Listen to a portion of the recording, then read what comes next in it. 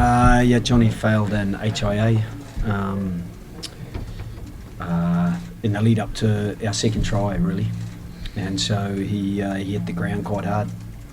But he's pretty good now, so we'd be pretty confident that he'll bounce back pretty quickly. And we're always going to err on the side of caution with those, just because we want to look after people. He took a lot of punishment, didn't he? That was all part of the game, just because he takes the ball to the line. Yeah, look, he's because he is who he is, you know, and that's going to happen. And he probably knew he was only playing 20 minutes, so he tried to jam it all into one quarter. He certainly got into a few contact situations, and his pass release for Jacob to get that space in the set play was perfect. The guy probably maybe could have got to Jacob if he wasn't that intent on getting at Johnny. So, sometimes that works to our advantage.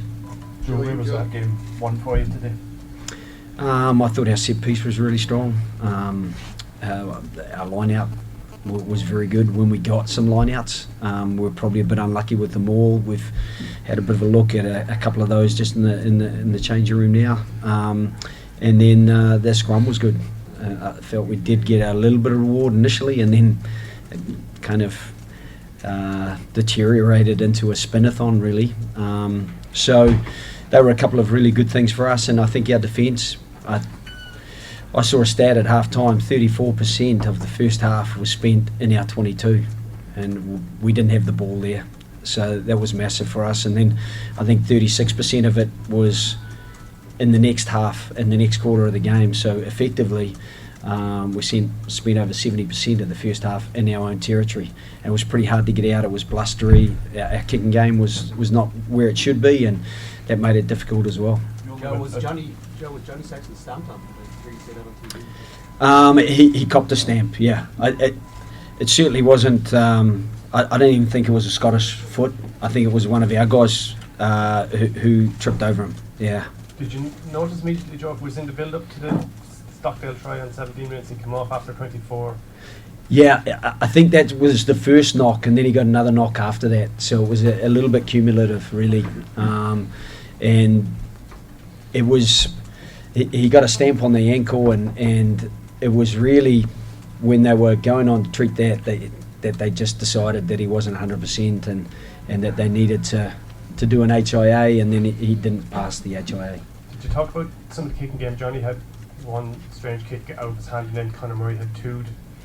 Was that a communication issue, or? It was just, I think it was just a cohesion issue, to be honest. And we've got to get better at that. I think our kicking game is a strength for us as a rule, and we'll be looking to probably remedy a few of those things and get a bit more continuity. I think Conor started taking a bit more responsibility when Johnny was a little bit when Johnny was feeling a little bit kind of sluggish, particularly because his ankle was very sore. It's very swollen now, but it is just swelling. You can see the greys down his legs. So from that perspective, he'll bounce back from that pretty quickly as well. And then Conor was trying to kick from positions that he wouldn't normally kick from, and when you're trying too hard to do something, sometimes it goes awry.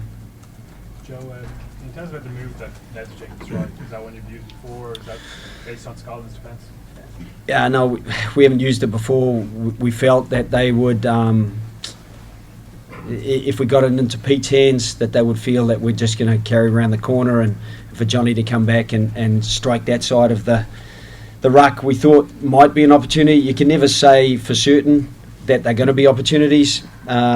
Mostly we would strike on the other side of the ruck, certainly in some of the plays that we play and they've played since.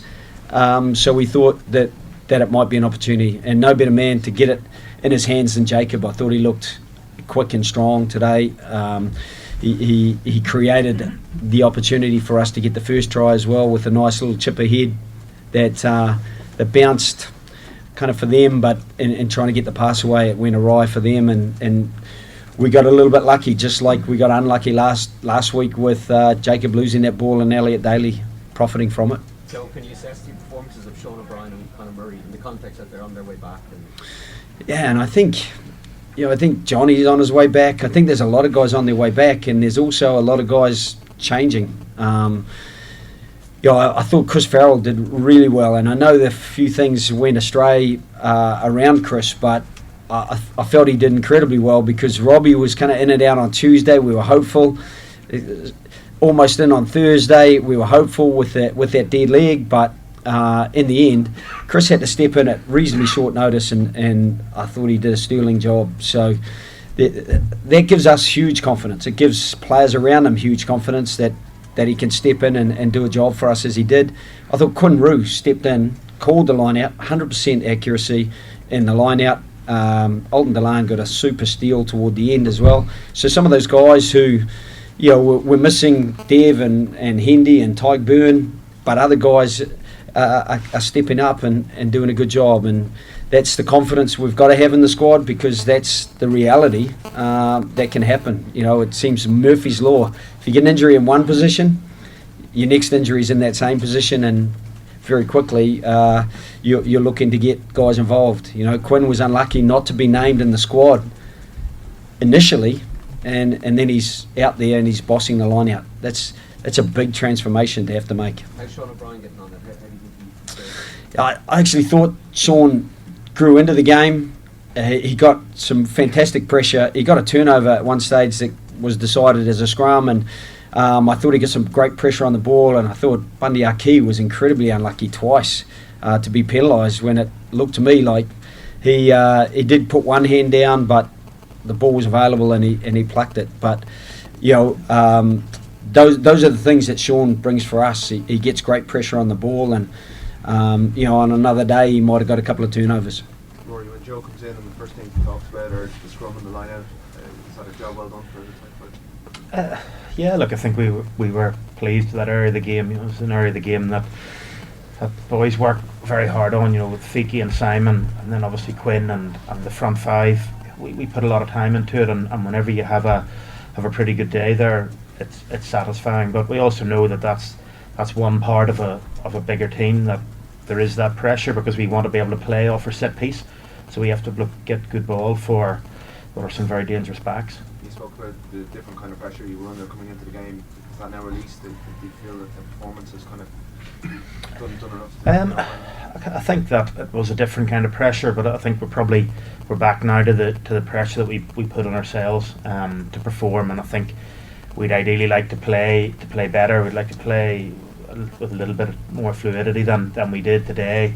Get on the front foot a little bit more, and they defensively they came off the line very, very hard at us, and they were very hard at the breakdown. It was hard to get any kind of flow to the game for us. So yeah, look, we'll go back to I suppose the pressure that, like I said, we put on ourselves, the coaches put on us, and like we want to be better. I think last week was a strange week, because we felt that we'd done all right in some areas, but then and been poor in others, and a couple of silly mistakes. But we don't strive for all right, we strive for the best we can be, and last week wasn't it, and I think we probably mentally and emotionally took a bigger step forward this week.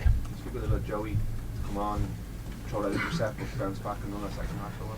Yeah, look, I think he's benefiting greatly from being down in Munster.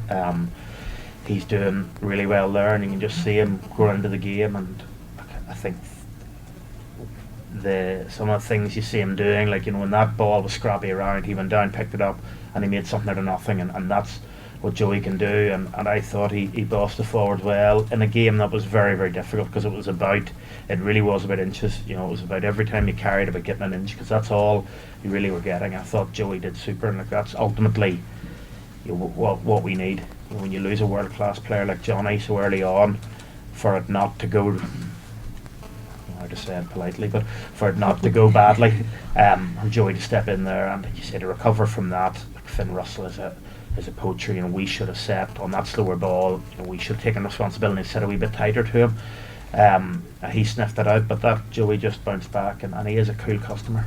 Joe, how big a difference did you notice beforehand in the dressing room today compared to last week?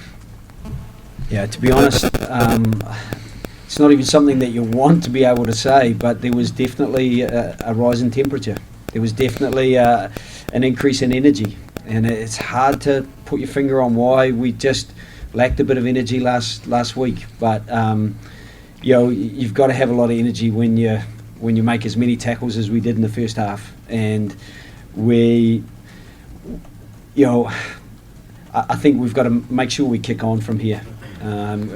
We're relying on other people now, but the one thing we don't have to rely on other people for is how we prepare ourselves and how we get out and play next week or the week after next, and then those final 2 rounds.